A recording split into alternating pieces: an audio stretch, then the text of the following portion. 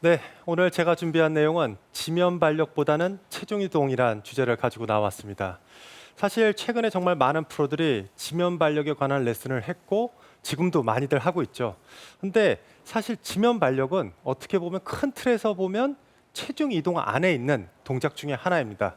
그런데 지면 발력이 너무 주목을 받다 보니까 지면 발력만 하면 모든 게 다 해결되는 게 아닌가라는 생각들을 가지시는 분들도 있어서 제가 오늘 이런 주제를 가지고 나왔습니다. 지면 발력, 정말 좋은 동작입니다. 스윙에서 꼭 필요한 동작 중에 하나인데 저는 개인적으로 지면 발력을 너무 과하게 하지 않았으면 하는 사람이기 때문에 이런 얘기를 하는 거고요. 그리고 본격적인 레슨을 시작하기 전에 꼭 당부하고 싶은 얘기는 지면 발력은 나쁘다, 하지 말아야 된다가 아니라 체중 이동이 더 우선이다라고 들어주시면 감사하겠습니다. 그럼 제가 일단 몇 개 공을 치면서 좀 부연 설명을 하겠습니다. 근데 제가 공을 치면서 그냥 왔다 갔다 하는 그런 느낌을 보실 수가 있죠. 근데 처음에 몸을 풀 때 조금 흔들거리는 그런 느낌이 나셔도 괜찮습니다. 이렇게 스텝을 밟는 느낌도 괜찮고요. 그러면 이제 체중이 시프트, 이동이 되는 느낌도 날 거고요. 그래서 공을 너무 강하게 치기보다는 처음에는 그냥 툭툭 그냥 몸의 흐름을 쫓아다니는 그런 느낌으로 가볍게 스윙을 몇 개 해주시면은 처음에 도움이 됩니다. 제가 이제 공을 몇 개 쳤으니 이제 지면 발력에 대해서 설명을 드리겠는데 지면 발력의 장점과 단점에 대해서 먼저 말씀을 드리면 장점, 당연히 스피드가 증가를 합니다. 지면에 힘을 싣고 다리를 차는 동작 그리고 체중이 변화가 되면서 일어나는 힘은 상상보다 매우 강한 힘을 만들 수가 있습니다. 예를 들어서 제가 바퀴가 달린 의자에 앉아서 벽에다가 발을 대고 빵 하고 벽을 차면 어떻게 될까요? 저는 뒤로 많이 밀려나겠죠. 근데 반대로 의자에 그대로 앉아 있는 상태에서 그냥 허공에다 대고 발을 차면은 아무런 반응이 일어나지가 않습니다. 그래서 지면 발력은 사실 바닥이 있고 제 하체가 있고 그다음 제 상체가 있습니다. 그래서 제 하체는 상체와 지면 사이에 갇혀 있죠. 그러다 보니까 스윙을 하면서 땅을 딛는 동작을 하면 파워가 난다. 이렇게 보시면 되겠습니다. 반면에 팔 같은 경우에는 허공에 한쪽이 뚫려 있죠. 그래서 아무리 스윙을 강하게 하더라도 속도는 증가하지만은 지면 발력 같이 큰 힘을 만들어내는 데는 어려움이 있습니다. 물론 거리가 많이 안 나가는 분들은 거리를 확보하고 싶어서 나는 지면 발력이 꼭 필요해라고 생각할 수 있겠지만은 그래도 체중 이동을 좀 더 신경을 쓰면 자연스럽게 지면 발력이 나올 수 있기 때문에 지면 발력보다는 체중 이동이다. 그렇게 말씀을 드리는 겁니다. 근데 정지철 네. 프로 그 지면 발력보다 우선은 체중 이동이 더 중요하다고 말씀하셨는데 네. 왜 많은 아마추어 분들은 아마추어뿐만이 아니고 요즘에 프로들한테도 굉장히 네. 핫하죠, 지면 발력이. 그렇죠. 네. 왜 지면 발력에 이렇게 핫하게 열광을 할까요? 사실 프로 같은 경우에는 프로 선수들은 벌써 본인들의 한계치 거리에 거의 다 있죠. 더 이상 그 한계치를 뛰어넘기가 정말 어렵습니다. 그런데 5m, 10m만 더 나가도 정말 경기가 달라집니다. 180도로 달라질 정도로 안 넘어가던 벙커가 캐리가 넘어가고 또 피칭 웨지가 샌드 웨지로 바뀌기 때문에 그만큼 정확도가 높아지는 거고요. 그래서 프로 선수들은 그 5m를 늘리기 위해서 정말 모든 수단을 다 동원해야 되지만 일반 골퍼분들께서는 사실 5m를 늘리기 전에 해야 될 게 더 많습니다.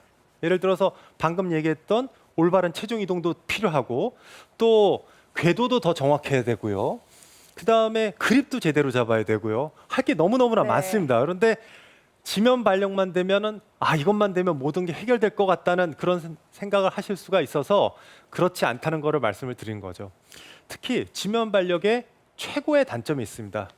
그 단점은 타이밍입니다. 빠르게 스윙을 하면서 차고 돌고 이 모든 게 한 번에 이루어지기가 정말 어렵습니다. 앞서 말씀드린 것처럼 프로 선수들은 괜찮죠. 프로 선수들은 원래 잘 이동도 하고 그러고 스윙 궤도도 좋고 또 연습량도 많기 때문에 일관성이 있다 보니까 거기에 조금 더 할 수 있습니다. 그런데 일반 골퍼분들은 그 전에 체중 이동이 더 중요하다라는 거 아셨으면 좋겠고요.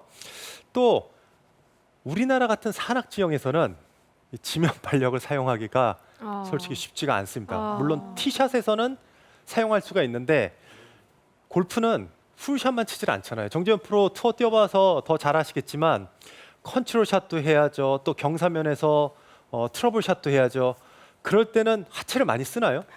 네, 사실 지면 발력까지 쓰기에 네. 기회가 많이 없어요.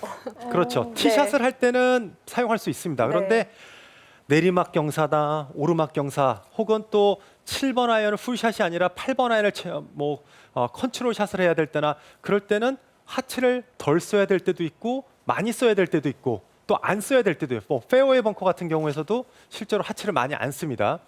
그래서 그런 다양성을 하기에는 결국은 이동이 우선이지 지면 발력보다는 그래도 이 체중 이동에 더 신중해야 된다, 집중해야 된다는 걸 말씀을 드리고 싶습니다. 특히 거리를 늘리고 싶어하는 거는 프로나 일반 골퍼나 다 똑같습니다. 어떤 골퍼든지 멀리 치고 싶어하는 건 다 똑같죠. 그런데 지면 발력을 쓰면 당연히 더 나갑니다. 더 나갑니다. 그런데 문제는 아까 말씀드렸던 타이밍의 차이가 있고요. 또 일관성의 차이가 있습니다. 문제는 뭐냐? 예를 들어서 저는 평소에 7번 아이언을 치면은 한 155m, 그 정도 페어웨이에서는 한 155m, 티에다 꽂고 칠 때, 파3 티샷을 할 때는 한 5m에서 한 6m 정도 더 보고 칩니다. 그 이유는 역시 저항 때문인데, 그리고 방금 말씀드렸던 평지, 티그라운드에서 칠 때는 더 공을 강하게 칠 수가 있습니다. 그리고 공도 더 떠 있기 때문에 더 멀리 가죠. 그래서 티에다 놓고 칠 때와 페어웨이에서 칠 때는 한 5m 정도 차이가 있습니다. 그래서 여러분들도 나중에 나는 원래 150인데 7번을 150m를 치는데 파3 티샷이 155야. 그러면은 7번 치셔도 갑니다.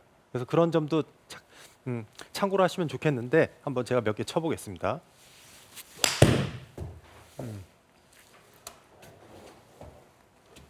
그리고 또 재미난 거는 제가 순전히 팔로만 한번 쳐볼게요. 팔로만 쳐도 정상 거리하고 거리 차이가 많이 나질 않습니다. 제가 조금 더 강한 느낌으로. 지금 같은 경우에는 저는 하체를 거의 쓰질 않았죠. 발을 땅바닥에 지면에 딱 붙어놓은 상태에서 샷을 해도 저는 평소에 한 155m 본다고 했는데 지금 글쎄 거리가 한 144m 정도 났습니다. 제가 하체를 더 강하게 쓰고 지면을 밟으면 탄도가 더 높아지고 좀 위험할 수 있어서 적당히 한번 쳐볼게요. 오, 굿샷.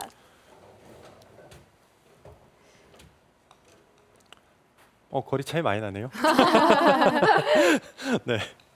그런데 사실 골프에서 가장 위협적인 거는 일관성입니다. 거리가 너무 많이 나가고 그 다음 샷은 다시 150m 나가고 그 다음 샷 160m 나가고 그게 아니라 제 7번 아이언은 155가 계속 똑같이 나가는 게 가장 강력한 파워인 거죠. 그래서 컨트롤이 동반되지 않은 장타는 뭐 그렇게 위협적이지 않다. 그렇게 보시면 좋겠습니다.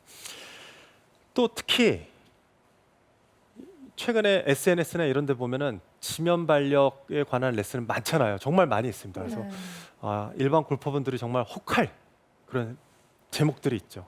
이것만 하면 20m 더 나갑니다. 뭐 이런 거 맞아요. 많이 보셨죠. 네. 근데 사실 저는 그런 제목을 보면은 어떤 느낌을 받냐면 투자 대비 고수익 보장, 뭐 약간 이런 느낌? 너무나 달콤합니다. 너무나 솔깃하고 달콤한 내용인데 그게 과연 현실에서 잘 이루어지나요? 그리고 또 그런 일은 대부분 아주 위험하죠. 하이 네. 리스크죠. 굉장히 리스크가 큽니다. 그래서 지면 발력을 잘못 사용하시면은 미스샷이 크게 나서 리스크가 크다. 실수가 날 수 있답니다. 그래서 지면 발력을 잘 쓰면 좋겠지만 그래도 샷의 정확도가 떨어지니 체중 이동에 더 집중을 하시면 좋겠다는 얘기고 그래도 나는 더 늘려야 되겠다. 나는 거리가 덜 나가서 안 되겠어. 난 거리 늘려야 되겠어. 지면 발력 필요해 라고 하시면은 지면 발력을 조금 더 공부한 프로를 찾아가시는 게 맞습니다. 사실 프로 골퍼들도 다 거의 많이 알죠. 많이 알고 대부분 알긴 알지만 지면 발력에 특화된 프로들이 있습니다. 또 그거에 관심이 많아서 더 공부한 프로들이 있고요. 단적인 예로 딛구 차라 이거 가지고 해결이 된다고요? 절대 그렇지 않습니다.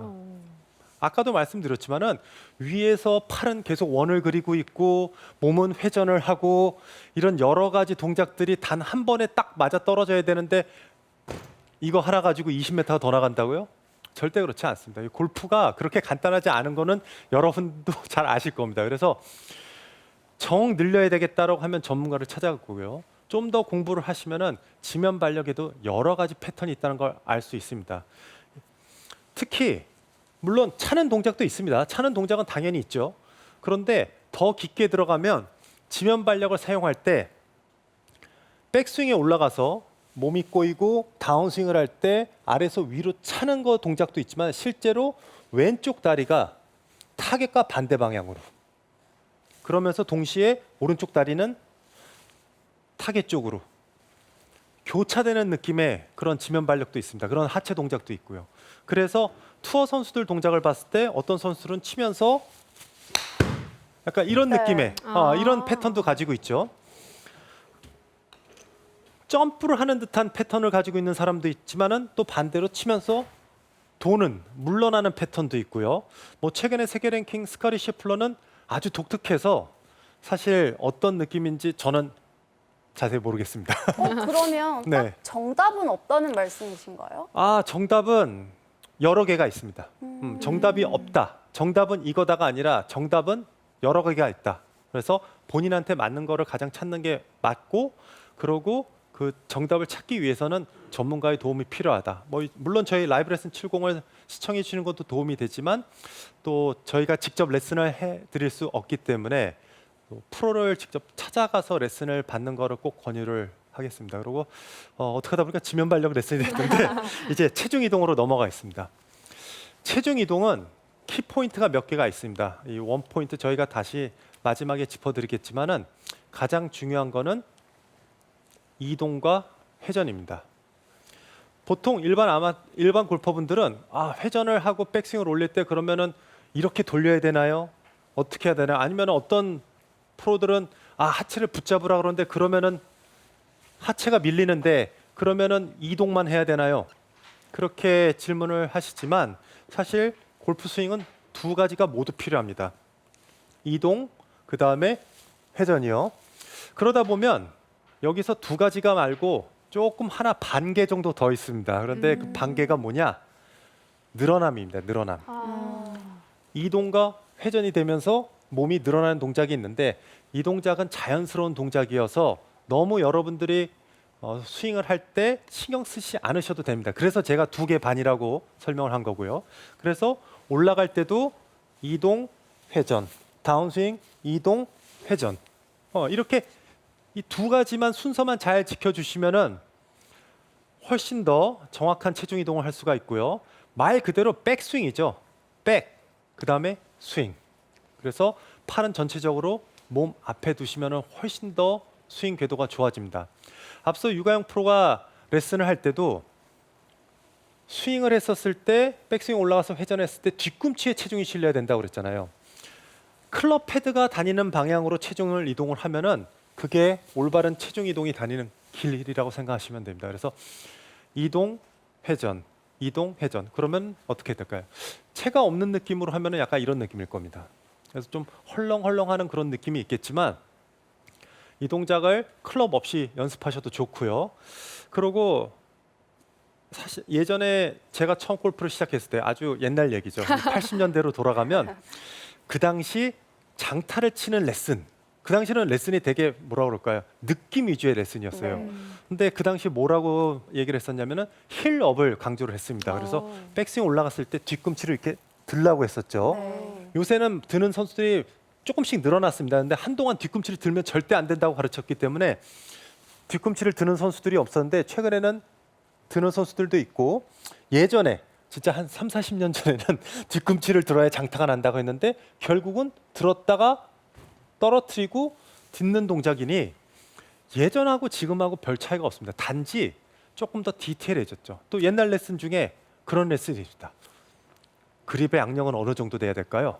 그러면은 뚜껑이 열려 있는 치약을 잡는 정도 뭐 그런 느낌이었죠. 그리고 또 생각나는 것 중에 하나가 드라이버를 칠 때는 어떻게 쳐야 되나요 했는데 그 당시 빗자루를 쓰는 느낌으로라는 얘기를 했는데 사실 그 얘기를 들어보면 결국은 상향 타격이죠. 네. 결국 예전이나 40년 전이나 지금이나 스윙의 이론은 크게 바뀌지 않았습니다. 그냥 단지 기술이 발달해서 그거를 증명할 수 있는 숫자들, 그런 기술이 발달했기 때문에 결국은 스윙의 이론은 돌고 돈다. 그래서 여러분들도 너무 복잡하게 생각하지 마시고 좀 더 간단하게 생각을 하시고 체중 이동을 어떻게 해야 된다고요? 이동, 회전, 이동, 회전. 제가 마지막으로 하나만 더 체험 문서 설명을 드릴게요. 백이죠. 팔로 생각하면 백. 그다음 스윙. 하체는 이동, 회전, 이동, 회전.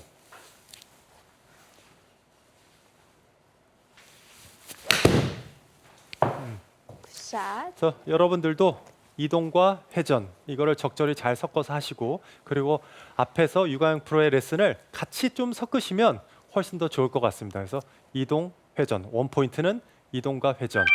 그리고 잘 되시면 나중에 방금 얘기했던 익스텐이죠. 이게 늘어나는 동작도 느끼실 수 있을 겁니다.